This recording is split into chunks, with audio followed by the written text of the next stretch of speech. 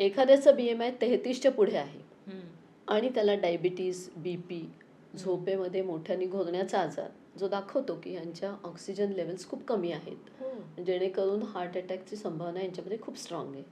अच्छा, म्हणजे घोरणं जर तुमचं तो एक मोठा असं आजार आहे ॲक्च्युली. बर.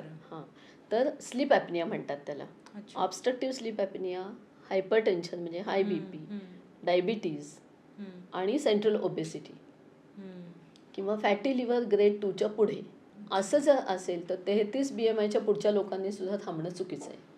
कारण मग हे आजार तुमचे चक्रवाढ व्याजाने वाढत जातात, एक्सपोनेन्शियली वाढत जातात. खरं आहे, म्हणजे हे या गोष्टी आपल्याला होत असतात पण ह्याची आपल्याला जाणीव नसते आणि ती योग्य वेळ जर तुमच्याकडे गेलात तर भविष्यात होणाऱ्या आपण काही अनर्थ टाळू शकतो.